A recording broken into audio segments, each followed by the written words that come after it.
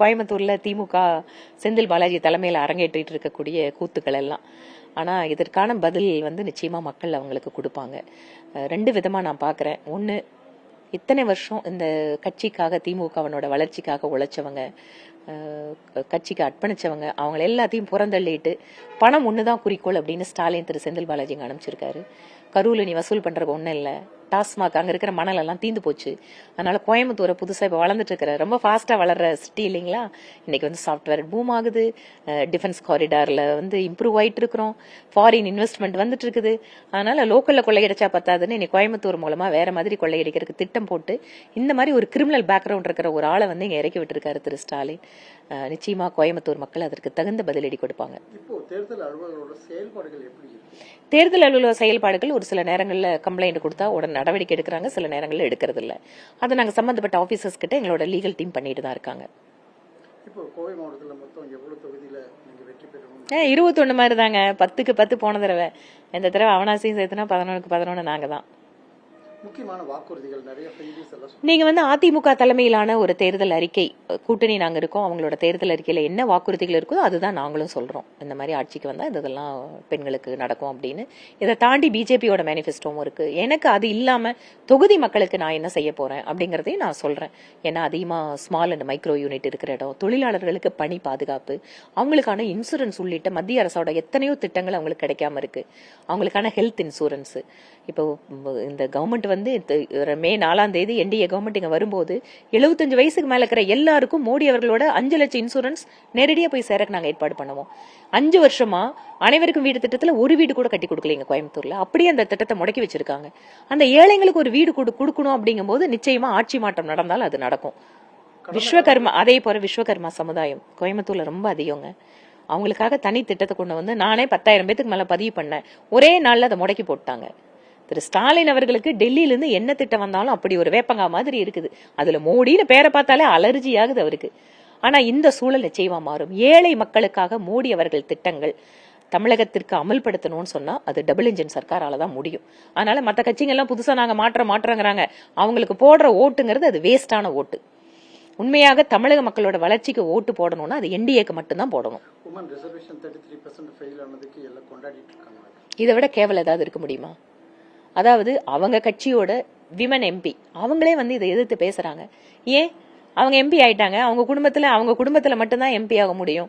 இப்ப என்ன மாதிரியோ இல்ல மத்த இருக்கிற சாதாரண பெண்களுக்கெல்லாம் எம்எல்ஏ எம்பினா மோடி அவர்கள் ஒரு வாய்ப்பை கொண்டு வந்தாரு. அதை தட்டி பறிச்சுட்டு கொண்டாடிட்டு இருக்காங்கன்னு சொன்னா இவங்க எல்லாம் சமூக நீதி பேசுறாங்க, பெண் உரிமை பேசுறாங்க. எந்த அளவுக்கு ரெட்ட வேடம் போடுது திமுக? அதனால சாதாரண பெண்களுக்கு அரசியல் அதிகாரம் கிடைக்கிறத என்னைக்கும் திமுக விரும்பினது இல்லைங்க. அவங்க குடும்பத்துக்குள்ள அதிகாரத்தை வச்சுக்கணும், அது மூலமா பணம் சம்பாதிக்கணும், அந்த பணத்தை கொஞ்சம் கீழே இப்படி கொஞ்சம் கொடுக்கணும். இதுதான் அவங்களோட மாடலா இருக்கு. இதுதான் திராவிட மாடல். இதை தாண்டி உண்மையான சமத்துவமோ சம உரிமையோ அல்லது பெண்களுக்கான பாதுகாப்பை பத்தி என்னைக்குமே அவங்க கவலைப்பட்டது இல்லை. உங்களுக்கு தெரியும் 2020 கோயம்புத்தூர் பெண்களுக்கு பாதுகாப்பான நகரம் இந்தியாவில். ஆனா இன்னைக்கு நீங்க எங்காவது போய் வாங்க, நான் உங்களை கூட்டிட்டு போறேன், 10 வீட்டுக்கு போங்க, ஒரு வீட்லயாவது ஒரு பெண்மணி ஆமா நான் பாதுகாப்பா இருக்கேன், என் பெண் குழந்தைங்க பாதுகாப்பா இருக்குன்னு சொல்லட்டும். இதுதான் இன்னைக்கு இருக்கிற நிலைமை. எங்க பார்த்தாலும் கஞ்சா போதை, யாரு எதிரில என்ன பண்ணுவான்னு யாருக்கும் தெரியாது. வீட்டுல வயசானவங்க தனியா இருக்க முடியல கோயம்புத்தூர் ரீஜன்ல. இந்த அளவுக்கு சட்டம் ஒழுங்கு, பெண்கள் பாதுகாப்பு, போதை, ஒரு மோசமான கலாச்சாரத்தை நோக்கி தமிழகத்தை இழுத்து சென்று கொண்டிருப்பது திமுக அரசு. இதைத்தான் மக்கள் கிட்ட நாங்க சொல்றோம்.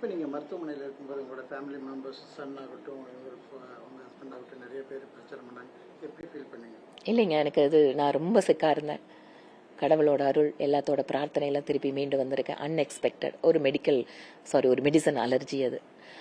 ஆனா அந்த நேரத்துல எனக்கு ஓரளவுக்கு சுயநினைவு திரும்பி நான் உயிருக்கு ஆபத்து இல்லை அப்படின்னு தெரிஞ்சதுக்கு அப்புறம் உடனடியே என்னோட குழந்தைங்களும் கணவரும் அந்த தொகுதி மக்களுக்காக எனக்குன்னு ஒரு கடமை இருக்கு, அவங்கள சந்திக்க வேண்டியதும் அவங்க கிட்ட வாக்கு கேட்க வேண்டியதும், அவங்க அதை முன்னெடுத்து போனாங்க.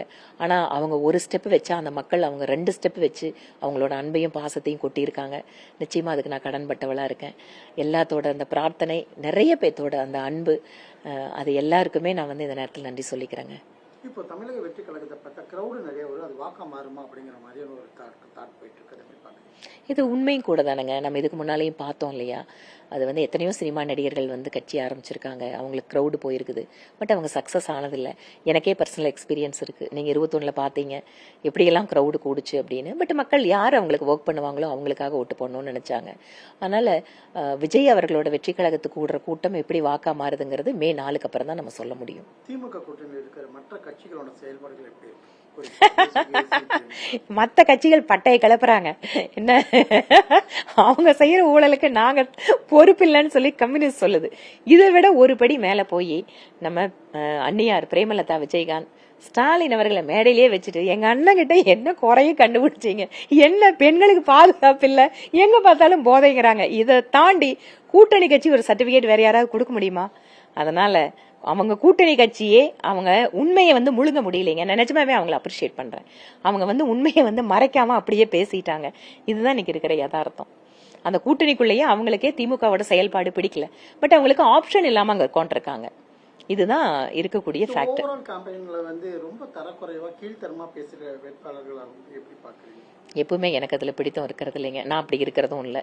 நான் என்னோட அரசியல் ரீதியான விமர்சனம் தான் ஸ்ட்ராங்கா வைக்கிறேன். நான் தனிப்பட்ட தாக்குதல்களை என்னைக்கு விரும்பினது இல்லைங்க.